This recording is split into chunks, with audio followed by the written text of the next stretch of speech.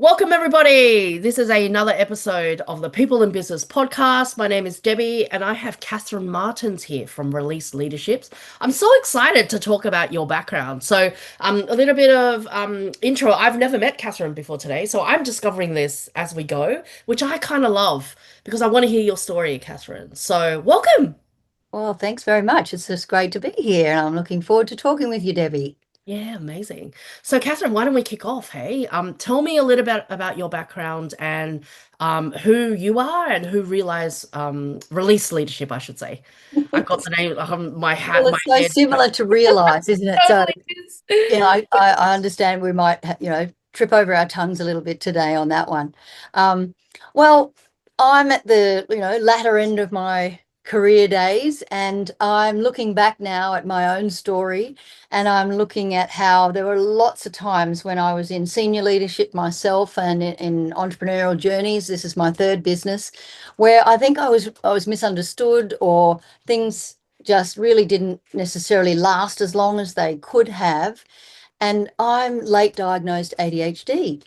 Mhm. And I now look back at that through that neurodivergent lens, and informs a lot of what I'm now doing in this, I think, probably last entrepreneurial pursuit of mine, which is release leadership. Because what I'm doing now is I'm working with organizations, small and large, and businesses of all sizes, to help them create cultures that are neuro inclusive without necessarily singling anyone particularly out. Because there's a lot of people who might be, have traits or tendencies, but that aren't diagnosed, aren't even interested in getting diagnosed or labeled, but would benefit from some of the ways that we do inclusivity in accommodations and things like that.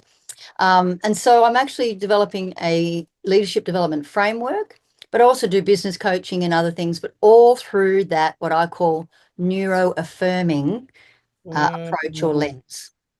I really love that because I relate to this. I never quite fit the mold of Yeah. if you will corporate, right? And I look back at my journey. I've done I've been in the corporate world. I was a social media manager at McDonald's and the digital comms manager at Canon, right? So pretty Wow. big roles, which I'm very proud of, but I never Yeah. fit the mold. And I always was the person that was like, let's try this, or the data's telling us this, let's go that way. And now I Yeah. see it as sure, I'm probably ADHD undiagnosed, probably, right? But in entrepreneurial world, like that's a real asset because it means that Exactly. I can pivot really quickly and I can, apply the data where I was seeing and follow the path of where, something could go. So you must see this a lot. And how do you kind of walk the path of, as you said, like not everybody, wants to be is it diagnosed like yeah, not everybody wants to go down that path, so tell me a bit about that. In my ideal world, they don't need I don't need to. not just survive, but to be truly successful at work. So, in their life outside of work, whether they, choose to have a formal diagnosis, take medication, do whatever therapies they want to, that's all very well. But my focus is the workplace, and I want to create systems and cultures within workplaces where whether someone chooses to be, labeling themselves one thing or the other or not doesn't matter, but that everything is done in a way that is neuro inclusive or neuro friendly. A little bit like how, in a really, oversimplistic analogy, there was a day, perhaps back in the 50s and 60s, where when you did your groceries, there weren't any ramps. So whether you had a wheelchair or a pram, sucked in, you had to go up the steps with it, right? And you had to get someone else to help you. That's the point. So the accommodation was somebody had to help you lift your pram or your wheelchair up the stairs. Well, at the moment, that's kind of what we've got going in the workplace for the neurodivergent, that we have to kind of disclose it and ask for support. And it's all about self-advocating for the accommodations that we might need to do well, or, reduce the sensory environment, or, ask for feedback or whatever it might be. There's so many things. My brain buzzes with, multiple options and examples. But the point is, most of those things would benefit everyone anyway. So when they first put Mhm. the ramps in, it was just for people with wheelchairs. Turns out that an elderly person, with a walker uses it. The person with a pram uses it. When I've got a big, heavy shopping trolley, I use it. Turns out it benefits a lot more than just the people with the wheelchairs. It's the same when you put a lot of these neuro-inclusive, neuro-friendly, neuro, whatever you want to call it, techniques and principles in place in the workplace, it actually benefits everyone. And more than anything, it then those that are neurodivergent feel psychologically safe. Their strengths are valued, just like you were saying, and you get the best out of them. They stay longer, so retention is better, and the whole team actually functions better because they're not kind of worried about this person over there who seems withdrawn, etc., etc., etc. I could go on. That's fascinating. It's fascinating. It's about being inclusive, as you say, without any kind of um need to label, which is like that just sounds like such a nice thing. Like, I liken this. I have a community of in my e-commerce business. It's a crafting community, right? And I love having this safe space where everybody is welcome. Everybody can share what they need, their troubles, and to do, maybe they're trying to build something or make something, and there's no judgment, you know? But I Yeah. kind of like the analogy around you know the ramps, and the accommodation is having somebody there to help you. No, the accommodation should be like building the ramp, right? And I'm interested to know about the cultural implications of that. How do you navigate that? I mean, that must be a whole thing on its own. Yeah. Yeah. Yeah. Well, that very much depends on the size of the organization. So would I be right in saying that most of your listeners would be in small business? Yeah. Yeah. Yeah, So definitely. why don't we focus then today on small business? I work in both big and small, wear a number of different hats. I do some business coaching, but again, with the neurodivergent lens, I do leadership executive coaching. I do a few different things. So I'll just stick with the small business for now. But I often like to I kind of coined this phrase that in the work, whatever work I'm doing, I like to keep all minds in mind. So Mm. so I guess that's what I'm then infusing when I'm working with business, is looking at everything from their recruitment process. How do you onboard people? What are you even looking for, and how do you go about it? So let's take, for example, if the job that you're recruiting for is actually really technical, and you need somebody who just sits at the assembly bench and just does something. When you're recruiting, we often do the standard written application, interview, you've either got the job or you haven't, right? Mm. And that kind of job might suit someone who's autistic or something else, that where the written and verbal skills may not be as good as their technical skills. Mm. And yet they'd be the best longer term employee than someone else who is, maybe very gregarious and actually prefers customer service or something else. So the way that we even recruit needs to be rethought when it Mm. comes to a neuro-inclusive approach. Mm. So that's just one example. Recruitment, development, opportunities internally. We send people off to courses. Uh, or we might give them online learning opportunities. Where let's take an ADHD example. I'll speak about myself. I'll tell you one funny story. It illustrates it well. I Okay. was quite senior exec myself at the time, and I asked for a PD, professional development, which was to go off to a conference for a week where I was going to learn and hear all the papers presented and all this really great stuff. And it was in another city than the one that I was living in at the time. And all I could think about was all of the tourist and shopping opportunities in the city, not and I found it really hard to sit there all day and listen to the Yeah. papers. Not because I'm not intelligent or capable or skilled, or I was also even very interested in the topics, but asking me to sit all day through lectures and workshops and presentations was excruciating.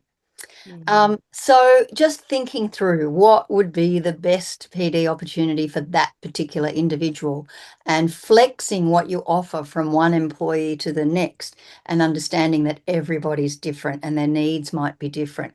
So there's just kind of two examples, but there's so many. It's looking at all the different aspects of the business and how we treat people, and to make sure that everybody's thriving and the business, the benefits, the profits increase. It's well shown. Yeah. And I love the idea that you were talking about the learning different ways, right? And I relate to this too. Like sometimes I'm a dual learner, sometimes I need to see it visually, sometimes I need to sit for ages and read something so that and read it 10 times before I understand, right? But I have those opportunities open to me, right? And I will choose which way. And I think that's my takeaway as I learn about your business, right? And I relate to it a lot. But why don't you tell me about how you started the business and what inspired you to start this business? You kind of said that, you were diagnosed ADHD later in life. Does that mean hindsight? Like, does that mean that, yeah, just tell me about that. I'm so intrigued. Yeah, well, I even long prior before my own diagnosis, I wanted to be in coaching and learning and development. So my master's is in adult education. I've devoted decades of my working life now to some element of developing, training, and growing people. So that's been a long-term passion of mine, and I've been involved in that in all sorts of levels, tertiary environments, full profit, not for profit.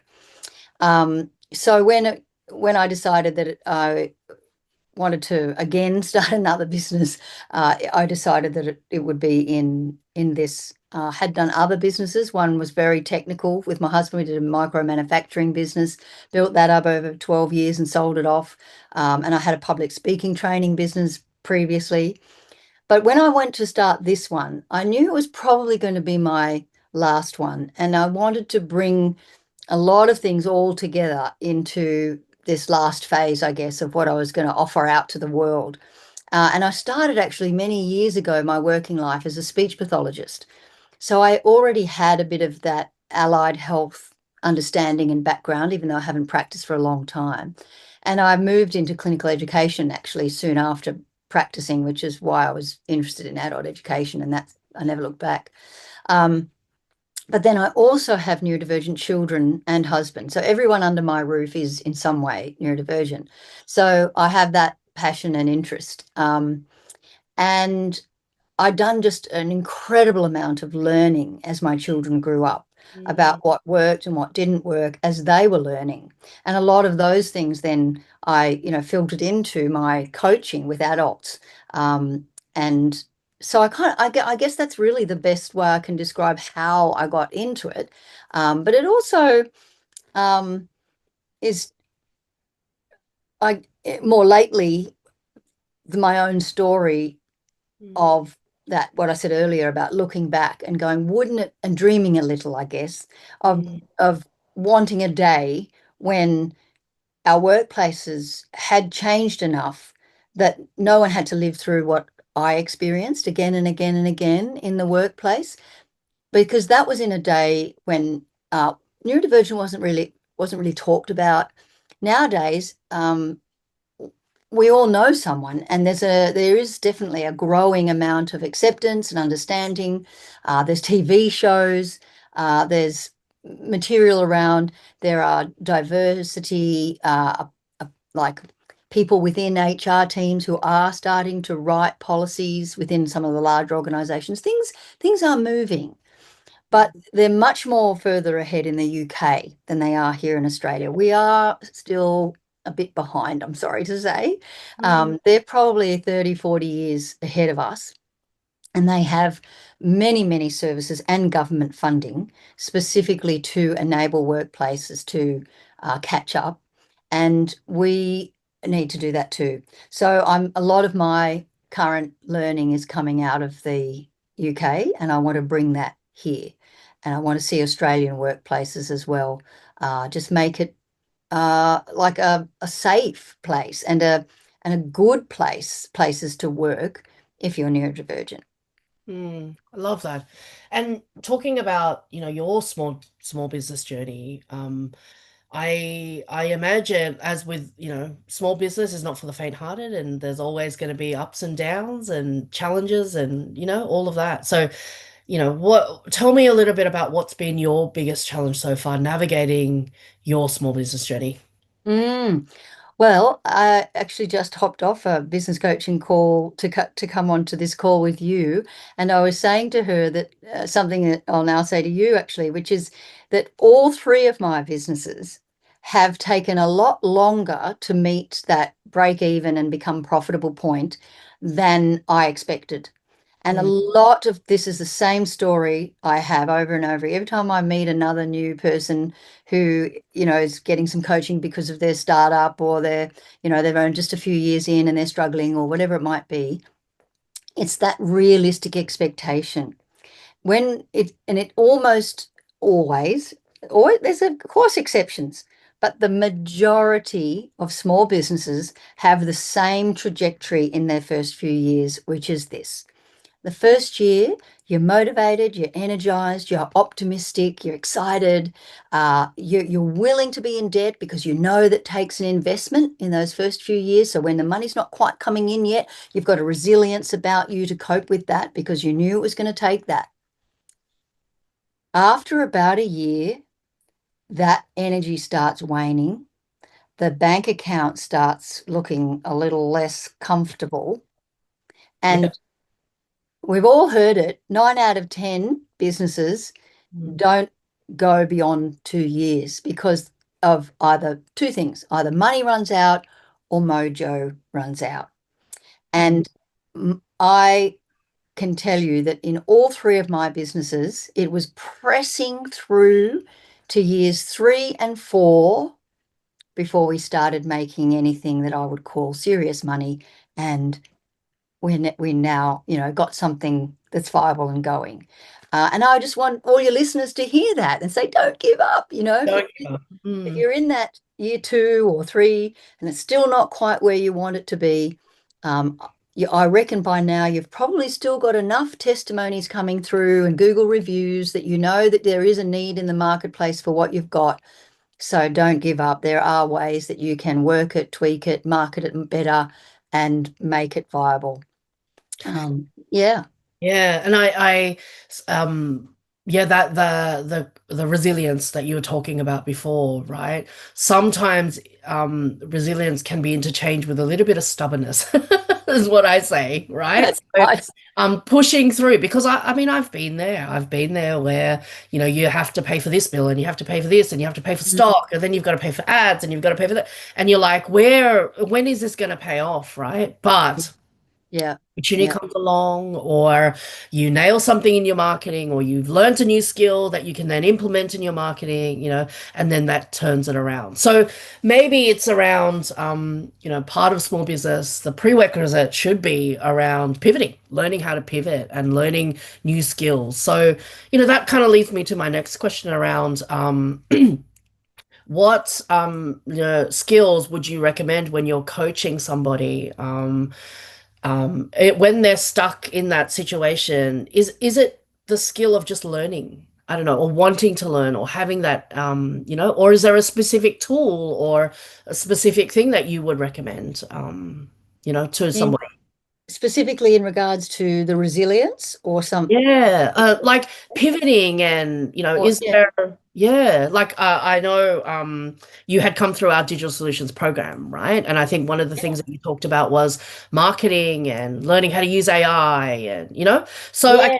two questions in that. Like, is there a tool that you would recommend? And the second question around um is it okay with not being resilient, maybe, but learning to pivot and being open to new things? So, yeah, open discussion about all things.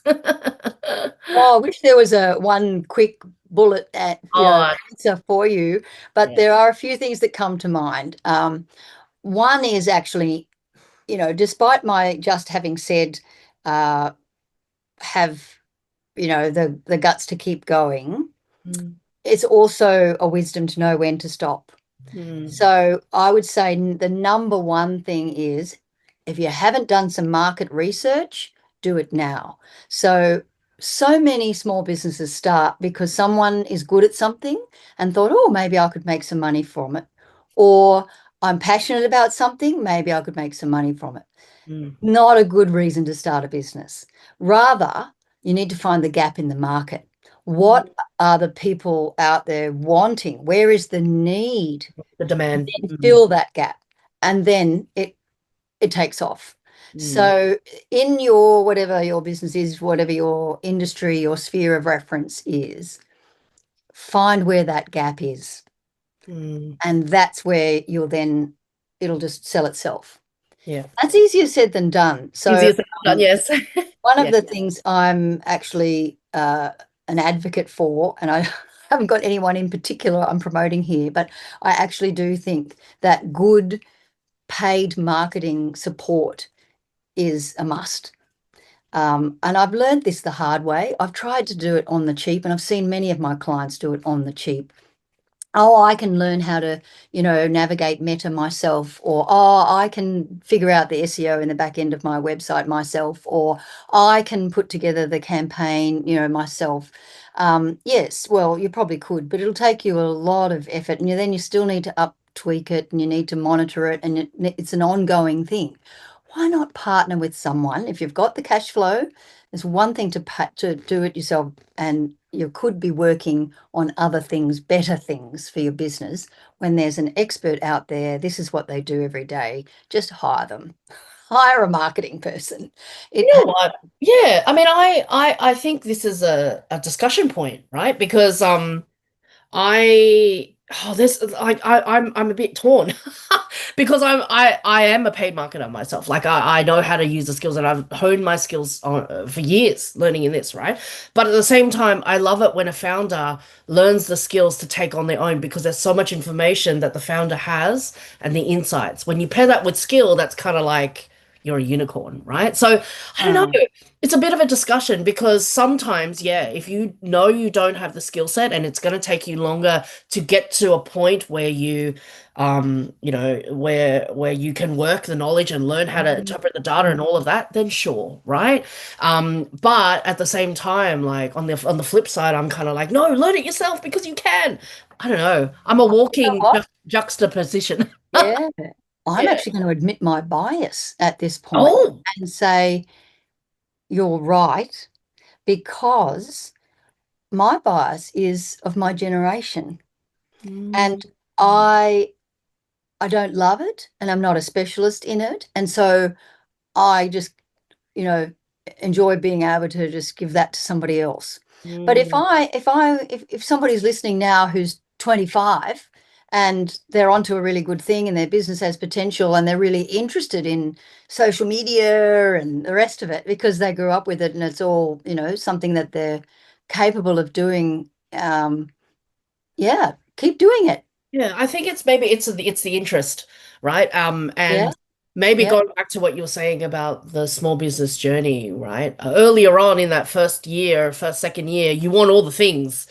You're right. You want to learn all the things and give me all the information. You've got the energy and and maybe that's where the skill set comes into play because um as you kind of increase your skill set as well, you never know when you're going to use that, right? So, Yeah. yeah, maybe it's a bit of a discussion that we can yeah, there's no right answer. Hey? There's no Well, I really like where you were headed there, though, in terms of playing to your strengths. And that's something I talk about a lot with particularly my neurodivergent clients, but anyone really. Mm, And I practice myself. And mm, that is one example, I guess, if I just put it on myself. I like to outsource, and I am currently outsourcing my marketing stuff because I know how critical it is and I know how important it is, but I also know how I don't like it and I'm not good at it. So mm, outsource it. But for others, it might be something else. So the key here is know what you're good at, get to know yeah, yourself, know what you need, and then empower somebody else to do the stuff that you don't like, don't want, or not good at. yes. That's me and zero. Yeah, right. Not good Because at I don't zero. like zero. I love You zero. like zero, okay. I'm so not good at zero. And that was one of the first things that I outsourced, right? But I know that I'm good at, or I like, not good at because I wasn't in the beginning, but I knew that I wanted to learn about this digital space and look where it's taken me, right? So Yeah, yeah, great. so I really resonate with that around playing with your strengths and playing to that, right? And yeah, I Yeah, think that's yeah, important. A lot of people don't, especially in the small business space, they don't back themselves in that. Do you see yeah. do you see that a lot? Like imposter syndrome is real, and I Oh, don't even very real, sometimes I'm very doing real. it. Yeah. I guess what's behind a lot of why I'm saying that about this, outsource is because mostly what I see is people so close to burnout or Mm, pressing on in burnout because that's their main family's income or whatever. And because exiting businesses is hard. When my husband and I sold our business, it took us years to find a buyer. And I learned a lot through that process. I found out that only 50% of businesses that go on sale actually ever find a person to buy them. So exactly. a lot of businesses just get folded rather than sold. And so I remember having some business coaching myself at one point, and the phrase start with the end in mind has stuck with me. And now I say it to every client, start with the end in mind. So if you're listening today and you're thinking about starting a business or you've only just started, shape it now with how you think it might end, even if that's in 20 years' time. But that'll inform a lot of your choices from here on in. And it'll be Mm, things like, don't make it your own personal name, for example. That's harder to sell than something that has a generic name. Anyway, bit of a tangent. mm, Um, but the whole outsourcing push I'm making here, I don't know why the conversation's gone in that direction, but is because my heart at the end of the day is to see the sustainability of the small businesses. yeah. They're the heart of our nation. Yes. And the majority of them, well, there's a lot of them that are run by neurodivergent people who didn't fit in the workplace. Mm, So, I really have a real passion to see them succeed and succeed in the long run for themselves, as well as, the service that they offer their communities and their industries that they're in.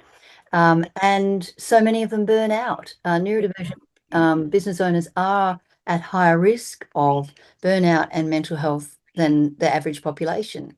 And so, whatever you can do to make your workday in your business manageable and sustainable, do it, because it's a good thing. Stay in business, and obviously I'm here to help if anyone needs or wants that. yeah. And I think that really goes to why we call this podcast People in Business, right? Because it's the person behind the business Mm, that means the most in this, right? So look mm, after the person. mm, If that means learning new skills, great. If it mm, means mm, outsourcing, great. If it means mm, you need mm. to, put in that Pilates class in the middle of the day, which I need to do, then we need Good. to do that. So I've really loved having this conversation. I feel like we could talk for forever. I do too, Debbie. Yeah. But there's one section that we like to do at the end of each podcast. Mhm. And it's called our quick fire rapid questions.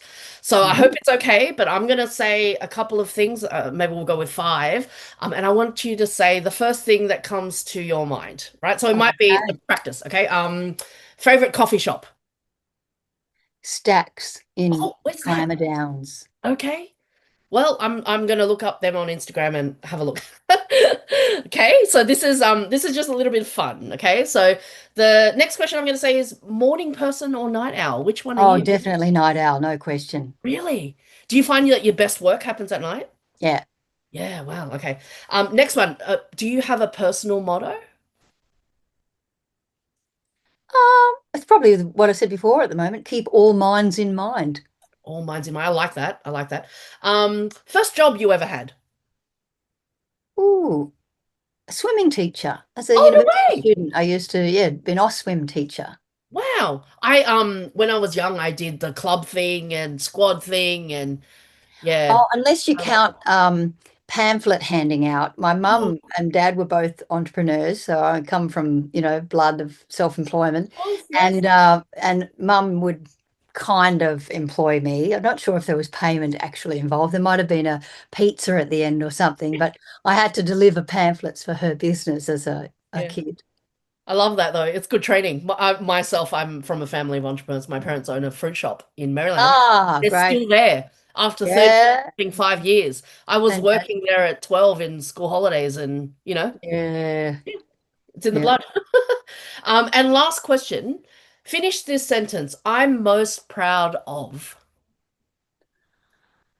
My children, it's a bit cliche, but it's true. I see them overcome their own neurodivergent challenges every day in Yeah. a world that and a society that's just really not designed for them and doesn't understand them a lot of the time.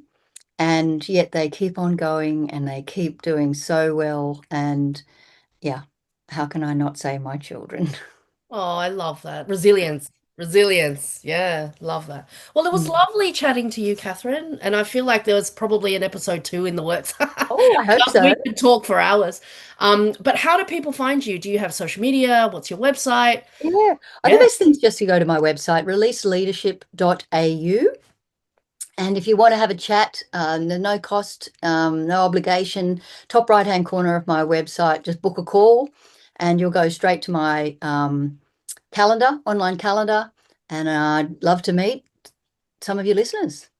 amazing. Thanks so much for your time. Okay, no worries. Lovely to meet you too, Debbie.